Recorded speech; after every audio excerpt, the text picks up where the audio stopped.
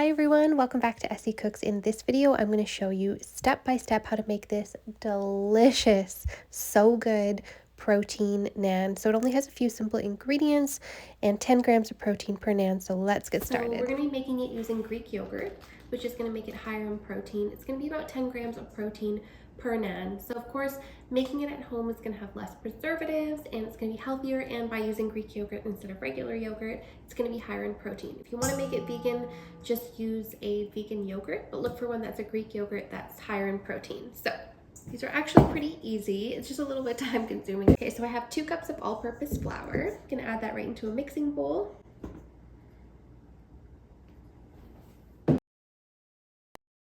And I'm making a double batch here. And then I have 2 teaspoons of baking powder.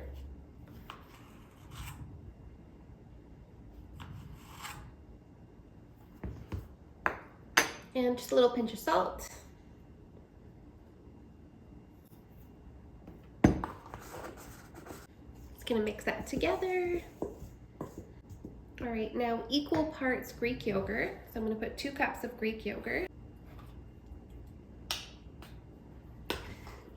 Now, because we're not actually weighing any of this, you might have to adjust it slightly. Like you might have to add a little bit of water to the dough or a little bit more flour to the dough, depending if it's wet or dry.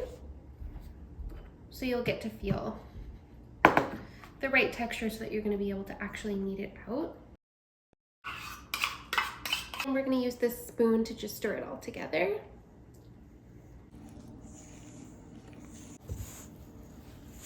All right, you could see how I had a nice, just shaggy dough going on there. At this point, I am going to get my hands in and just start kind of kneading it together. You don't have to knead it for too long, and you're gonna feel if it's too sticky.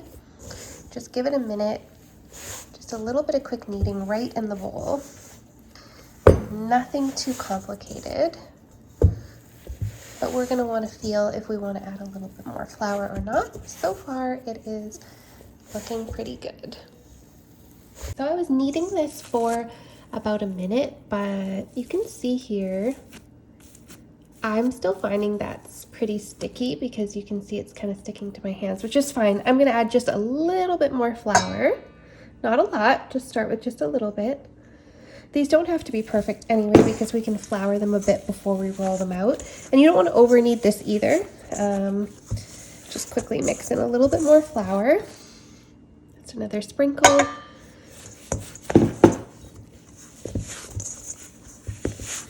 This is already feeling better. Just that little bit of extra flour.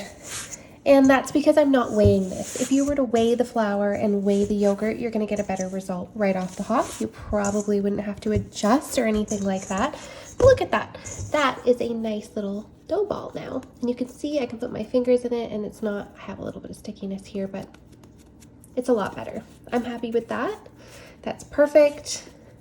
Like I said, this is not like baking. We're just gonna be cooking these in a cast iron pan. So now I'm just gonna cover that little dough ball there and leave it to rest for 5 to 10 minutes. Leaving it to rest is just gonna help that gluten to relax and help these to puff up a little bit better in the pan. All right, so each one of these batches makes 4 naan. I'm gonna sprinkle a little bit of flour here. So this is going to make 8 total. And we're just going to roll them up. The beauty of naan is you don't really have to worry about them being perfect. And that's another reason I love them. Of course, you can make this garlic, you can add parsley, whatever, cilantro, whatever flavors you like to this. It's pretty flexible, but I'm just making it plain, and then I'm going to freeze maybe some of it. Because these freeze really well. I'm actually going to cook them first, freeze, and then I can just reheat whenever I need them. I'll probably be eating about half of them right off the hop, and then, yeah. All right, so let's cut this up.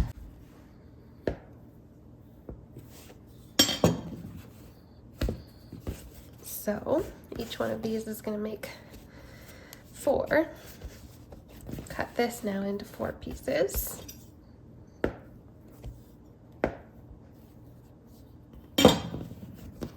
Really not worried about these old countertops, but if you are, maybe put it on a cutting board or just use a pastry cutter, which I don't have.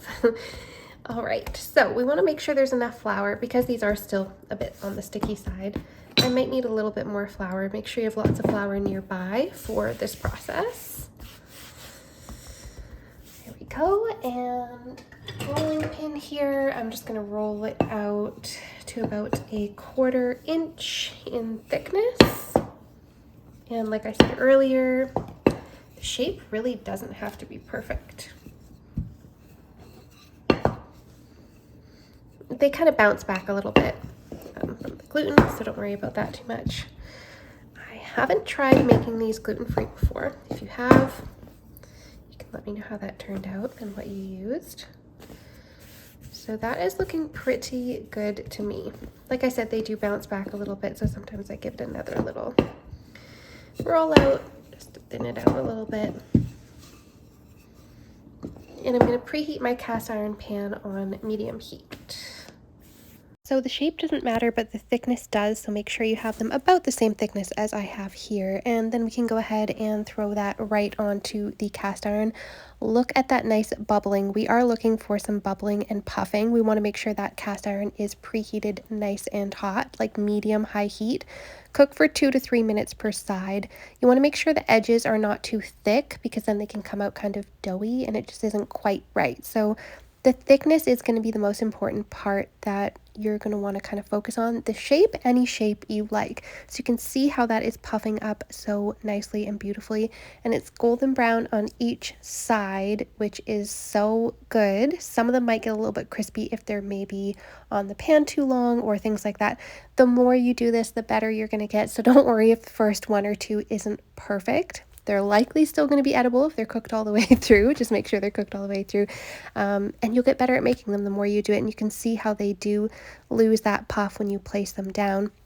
And what I like to do from there to keep them nice and warm and soft is just wrap them in a cotton, kitchen towel.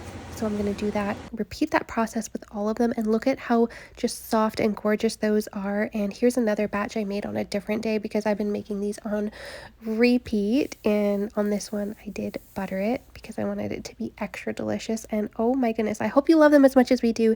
Make sure to hit like and subscribe.